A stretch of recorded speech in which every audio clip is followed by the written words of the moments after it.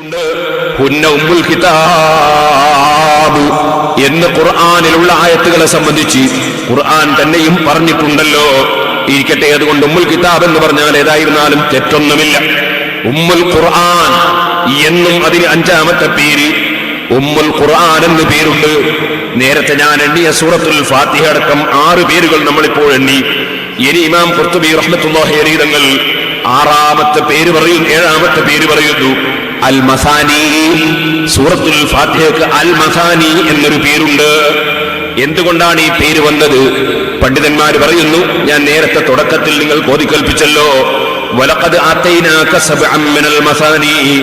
ഖുർആനിൽ അല്ലാഹു തആല പറഞ്ഞു, ഓ നബിയെ, അങ്ങേക്ക് മസാനിയിൽ നിന്നുള്ള 7 ആയത്തുകൾ നമ്മൾ നൽകി. എന്താണ് ഇങ്ങനെ പറയാൻ കാരണം? ഈ ആയത്തിറങ്ങാൻ ഒരു കാരണമുണ്ടായിരുന്നു. അതേ, അദരിയാത്ത് എന്ന പ്രദേശത്ത് വെച്ചും ഉസ്റ പ്രദേശത്ത് വെച്ചും കുറച്ച് യഹൂദികൾ, അതിൽ ഖുറൈളക്കാരുണ്ട്, വേറെ ഗോത്രക്കാരുണ്ട്. അവരൊരു ദിവസം ഇങ്ങനെ യാത്ര പോവുകയാണ്. പോകുന്ന കക്ഷികളുടെ കൈവശത്തിൽ ധാരാളം പട്ടുകളുണ്ട്, ധാരാളം സുഗന്ധങ്ങളുണ്ട്, ധാരാളം മുത്തുകളുണ്ട്, കല്ലുകളുണ്ട്, വില പിടിച്ച കല്ലുകളുണ്ട്, അതുപോലെ സ്വർണമുണ്ട്, വെള്ളിയുണ്ട്. ഇങ്ങനെ വലിയ പണക്കോയ്മയോടുകൂടെ വളരെ വലിയ ധനാഢ്യരായി ഇവരിങ്ങനെ വസ്തുക്കളുമായി പോവുകയാണ്. ഇത് കണ്ടപ്പോൾ സാധുക്കളായ സഹാബികൾ അവരങ്ങ് പറഞ്ഞു പോയി, ലൗകാനത്ത് ഹാദിഹിൽ അംവാലു ലനാ ലതഖബ്ബൈനാ ബിഹാ വഅൻഫഖനാഹാ ഫീ സബീലില്ലാഹ്. ഈ യഹൂദികൾക്കും ക്രിസ്ത്യാനികൾക്കുമൊക്കെ എത്രയാണ് സമ്പത്തുകളുള്ളത്, എത്രയാണ് പണമുള്ളത്, എത്രയാണ് സ്വർണമുള്ളത്, എത്രയാണ് മുത്തുകളുള്ളത്, അവരുടെ അടുക്കൽ എത്രയാ പട്ടുകളുള്ളത്.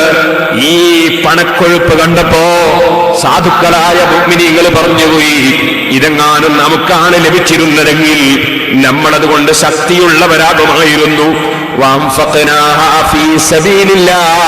നമുക്ക് അല്ലാഹുവിന്റെ വഴിയിൽ ഇതൊക്കെ ചെലവഴിക്കാമായിരുന്നു. വലിയ വലിയ പണക്കാരി യഹൂദികളെയാണല്ലോ കാണുന്നത്, ക്രിസ്ത്യാനികളെയാണല്ലോ കാണുന്നത് എന്ന് മുസ്ലിം സമൂഹത്തിൽപ്പെട്ട കുറച്ചാളുകൾ പറഞ്ഞുപോയി. അപ്പോഴാണ് അല്ലാഹു പരിശുദ്ധ ഖുർആനിൽ ആയത്തിറക്കുന്നത്, വലഖദ് ആതൈനാക സബ്അൻ മിനൽ മസാനി വൽ ഖുർആനൽ അളീം ലാ തമുദ്ദന്ന ഇലൈക ഇലാ മാ മത്തഅനാ ബിഹി അസ്വാജൻ മിൻഹും വലാ തഹസൻ അലൈഹിം വഖ്ഫിദ് ജനാഹക ലിൽ മുഅ്മിനീൻ.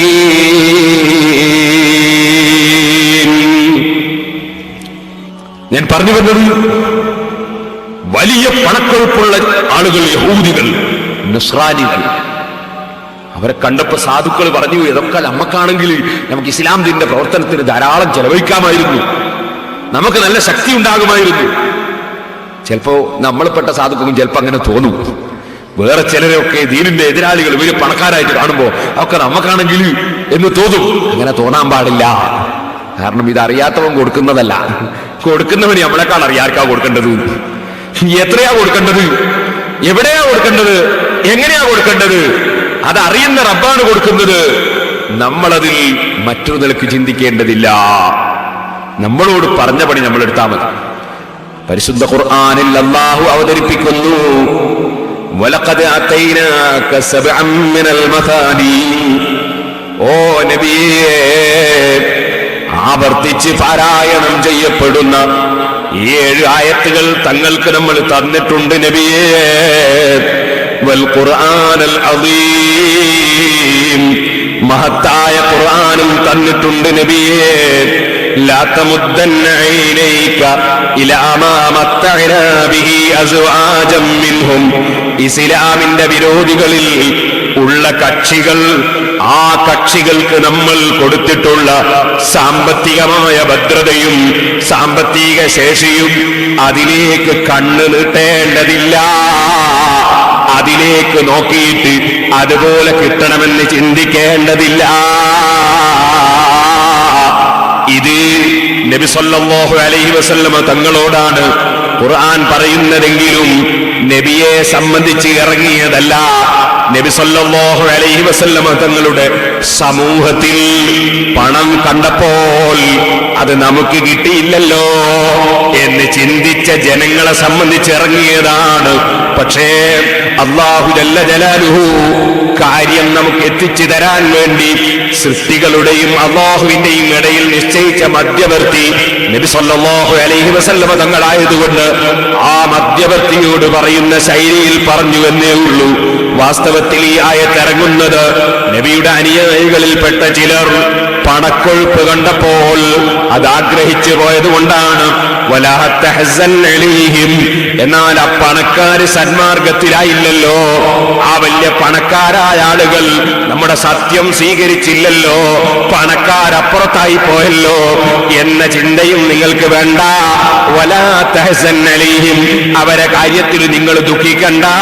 വഖ്ഫിദ് ജനാഹക ലിൽ മുഅ്മിനീൻ, ശരിയായ ഈമാനുള്ള സാധുക്കളില്ലേ തങ്ങളുടെ കൂടെ, ആ സത്യവിശ്വാസികൾക്ക് താങ്കളുടെ ചിറക് വിരുത്തി കൊടുക്കൂ നബിയേ. പാവപ്പെട്ട പ്രവർത്തകന്മാരില്ലേ, പാവപ്പെട്ട മുഅ്മിനീങ്ങളില്ലേ, അവരോട് വളരെ വിനയത്തോട് പെരുമാറൂ നബിയേ. ആ പണക്കാരുടെ പണക്കൊഴുപ്പ് കണ്ടിട്ട് അതിലേക്ക് അനുയായികളുടെ മനസ്സ് തിരിഞ്ഞു പോകേണ്ടതില്ല. ഈ ആയത്തിറക്കിക്കൊണ്ട് അല്ലാഹ് ആദ്യം തന്നെ പറഞ്ഞ വിഷയം എന്താണ്? നിങ്ങൾ എത്ര വലിയ പണം ആർക്ക് ലഭിച്ചിട്ടുണ്ടെങ്കിലും, എന്ത് അന്തസ്സ് ലോകത്ത് എന്ത് ലഭിച്ചിട്ടുണ്ടെങ്കിലും അതൊന്നും സൂറത്തുൽ ഫാത്തിഹ കിട്ടും പോലെയല്ല, ഖുർആൻ കിട്ടും പോലെയല്ല. എല്ലാ സ്വത്തുക്കളെക്കാളും മഹത്വമേറിയത്, എല്ലാ അധികാരത്തെക്കാളും മഹത്വമുള്ളത്, എല്ലാ സ്ഥാനമാനത്തെക്കാളും മഹത്വമുള്ളത് 7 ആയത്തുകളിലെ സൂറത്തുൽ ഫാത്തിഹ. ആ സൂറത്തുൽ ഫാത്തിഹയോട് കിടപിടിക്കുന്ന ഒരു പണവുമില്ല, ഒരധികാരവുമില്ല, ഒരു സ്ഥാനവുമില്ല. ഏറ്റവും വലിയത് നിങ്ങൾക്കാ തന്നത്, താഴ്ന്ന സാധനമാണ് അവർക്ക് കൊടുത്തത്. ആ യഹൂദികൾക്കും നസ്രാനികൾക്കുമൊക്കെ അല്ലാഹ് കൊടുത്ത പണം കണ്ടിട്ട് അത് ഞങ്ങൾക്ക് കിട്ടിയില്ലല്ലോ എന്ന ചിന്ത, ഖുർആൻ സ്വീകരിക്കാൻ ഭാഗ്യം ലഭിച്ച, സൂറത്തുൽ ഫാത്തിഹ ലഭിച്ചിട്ടുള്ള, ഫാത്തിഹ ഓതാൻ ഭാഗ്യം ലഭിച്ച നിങ്ങൾക്ക് തോന്നിപ്പോകണ്ട. വലഖദ് ആതൈനാക സബ്അൻ മിനൽ മസാനി, ആവർത്തിച്ചോതുന്ന മഹത്തായ 7 ആയത്തുകൾ നിങ്ങൾക്ക് നമ്മൾ തന്നിരിക്കുന്നു. വൽ ഖുർആനൽ അദീം, മഹത്തായ ഖുർആനും തന്നിരിക്കുന്നു. അതിന്റെ മേലെ പോകുന്ന ഒരു സ്വത്തുമില്ല, ഒരു പവറുമില്ല. ഏറ്റവും മഹത്വമുള്ളതാണ് ഖുർആൻ. എന്നാൽ ആ ഖുർആൻ വേറെ തന്നെ പറയുമ്പോൾ അതിൽ നിന്ന് വേറെ എടുത്തു പറഞ്ഞു സൂറത്തുൽ ഫാത്തിഹ. സൂറത്തുൽ ഫാത്തിഹ അതാണ് സബ്അൻ മിനൽ മസാനി എന്ന് പറഞ്ഞു. ഖുർആൻ ഒരു ഭാഗത്ത് മൊത്തം പറയുമ്പോൾ സൂറത്തുൽ ഫാത്തിഹയെ പ്രത്യേകം എടുത്തു പറഞ്ഞു ഖുർആൻ. കാരണം സൂറത്തുൽ ഫാത്തിഹ അത്രയും പ്രാധാന്യമുള്ള സൂറത്താണ്. അതുകൊണ്ട് തന്നെ സഹോദരന്മാരെ,